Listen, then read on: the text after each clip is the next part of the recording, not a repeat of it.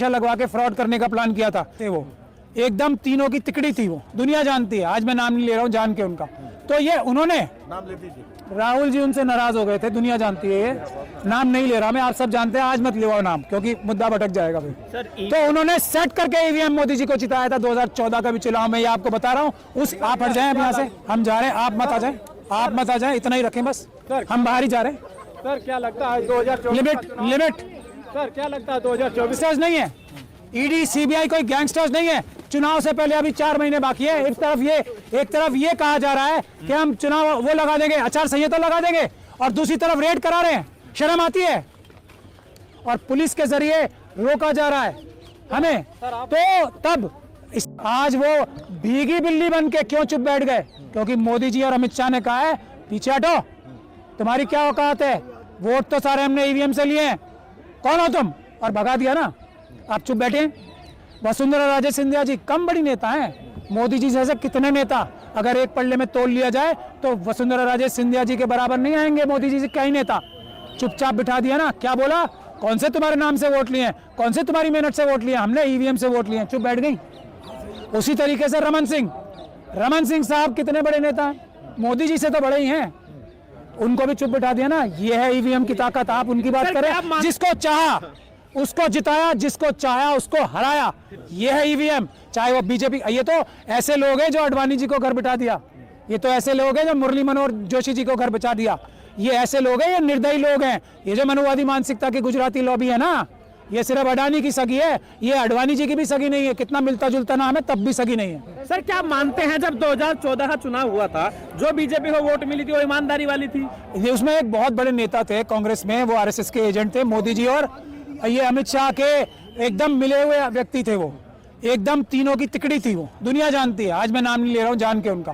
तो ये उन्होंने नाम ले दीजिए। राहुल जी उनसे नाराज हो गए थे, दुनिया जानती है। ये नाम नहीं ले रहा मैं, आप सब जानते हैं, आज मत लिवाओ नाम क्योंकि मुद्दा भटक जाएगा फिर। तो उन्होंने सेट करके ईवीएम मोदी जी को जिताया था 2014 का भी चुनाव में, ये आपको बता रहा हूँ। उसी व्यक्ति ने अमित शाह साहब की बेल कराई थी सुप्रीम कोर्ट से। उसी व्यक्ति ने पूरे 10 साल मोदी जी और अमित शाह जी को बचा के रखा था, उनके खिलाफ केस नहीं चलने दिया। एक ही व्यक्ति है जिम्मेदार, कभी नाम मैं बता चुका हूँ पहले। आज नाम इल्जाम लगा रहे हो आप। हाँ? मरने हो जो तो मर चुके, अब के इल्जाम लगा रहे हो। नहीं, मैं इल्जाम की बात नहीं कर रहा हूँ, इल्जाम की बात नहीं है, तथ्य है। जब वो जिंदा थे तब मैं ज्यादा जोर से बोलता था और वो मेरी बात तक कभी जवाब नहीं दे पाए। सारी दुनिया जानती है क्योंकि मैं सच बोलता हूँ। अच्छा एक बात बताइए, जब उम्मीद है कि 2024 में जो लोकसभा का चुनाव है वो बैलेट पेपर से होगा? उम्मीद नहीं, यकीन है। चुनाव सिर्फ और सिर्फ बैलेट पेपर से होगा, जिसमें जितनी ताकत है लगा ले। ये अम्बेडकरवादी लड़ाई लड़ रहे हैं, ये संविधानवादी लड़ाई लड़ रहे हैं, ये और लोग नहीं है। एक बात लग गई तो क्या होगा? हाँ, कल आचार संहिता लग गई। आचार संहिता क्या संविधान से बड़ी है? इलेक्शन का डेट ये जब हम कह रहे हैं कि ये इलेक्शन कमीशन, अभी मैंने आपको एक एग्जांपल दिया है ना, कौन था वो इलेक्शन कमीशन जिसने ये जो गहरा काला शीशा लगवा के फ्रॉड करने का प्लान किया था? ऐसे क्रिमिनल्स को हम मानेंगे कुछ? समझिए। और आज का इलेक्शन कमीशन मुझे लग रहा है ईमानदारी की तरफ बढ़ रहा है।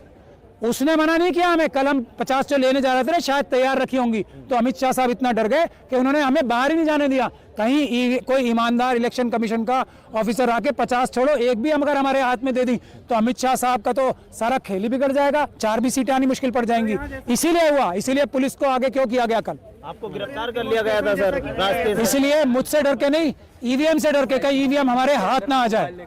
सब लोगों ने, अधिवक्ता और आम नागरिक हैं। आम नागरिक तो सब इलेक्शन जो पार्टी है ना, पॉलिटिकल पार्टीज, उनके भी मालिक हैं।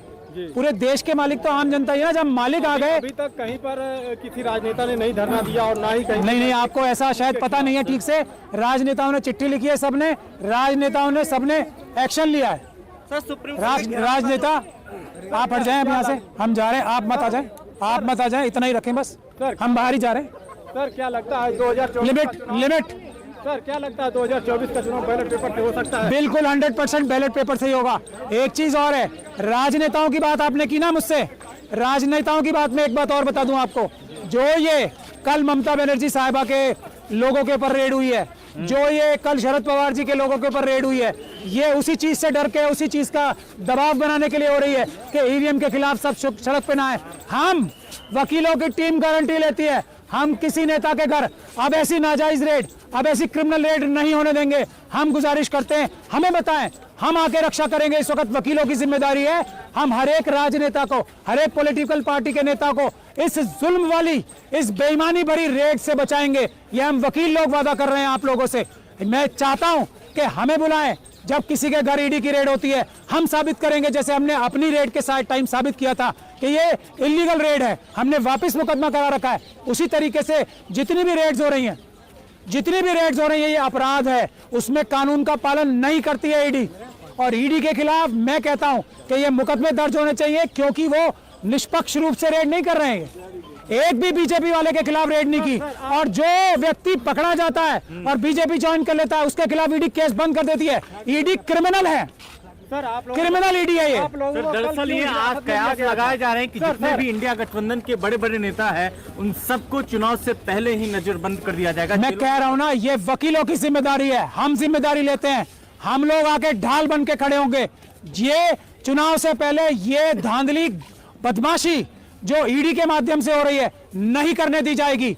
ये ईवीएम के माध्यम से बदमाशी नहीं कर, ईवीएम कोई बदमाशी करने का, ईडी कोई बदमाशी का अड्डा नहीं है, ईडी कोई गैंगस्टर्स नहीं है, ईडी सीबीआई कोई गैंगस्टर्स नहीं है। चुनाव से पहले अभी 4 महीने बाकी है। एक तरफ ये कहा जा रहा है कि हम चुनाव वो लगा देंगे, आचार संहिता लगा देंगे, और दूसरी तरफ रेड करा रहे हैं। शर्म आती है? हम लोग वकील ढाल बन के खड़े होंगे। हम आह्वान करते हैं, जिस भी ऑपोजिशन के नेता के घर या उसके किसी कार्यकर्ता के घर इलेक्शन से पहले रेड होती है तो हमें बुलाएं, हम आएंगे, हम रोकेंगे ये क्रिमिनल रेड्स, हम ये क्रिमिनल्स की रेड्स रोकेंगे। हम आह्वान करते हैं सब ऑपोजिशन की पॉलिटिकल पार्टी से, वकील जिम्मेदारी लेते हैं, हम लोग आएंगे और इन क्रिमिनल्स एजेंसीज को रोकेंगे। सुप्रीम कोर्ट का घेराव की जो बात कही है सर, यहाँ से ऐलान किया है, क्यों सुप्रीम कोर्ट का आप लोग क्यों घेराव नहीं कर रहे हैं? हम घेराव नहीं कर रहे हैं। हमने कल की डेट में यह साबित कर दिया था कि इलेक्शन कमीशन शायद वोटिंग मशीन्स देने के लिए तैयार हो जाए, क्योंकि वहां भी शायद कुछ ईमानदार लोग मौजूद हैं। इसीलिए हमें इलेक्शन कमीशन तक जाने ही नहीं दिया, कहीं कोई भी हमें मशीन ना दे दे। और अगर मशीन हमारे हाथ में आ गई, किसी के हाथ में आज तक इलेक्शन कमीशन ने एक मशीन नहीं दी है। 19 लाख के करीब मशीनें चोरी हो सकती हैं और उसकी कंप्लेंट नहीं हो सकती।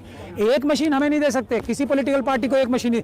तो कल हमने ये साबित कर दिया था कि इतना बड़ा धोखा, इतना बड़ा घोटाला हो रहा है और पुलिस के जरिए रोका जा रहा है हमें। तो तब इसीलिए हम सुप्रीम कोर्ट के सामने ये बताने जाना चाहते हैं कि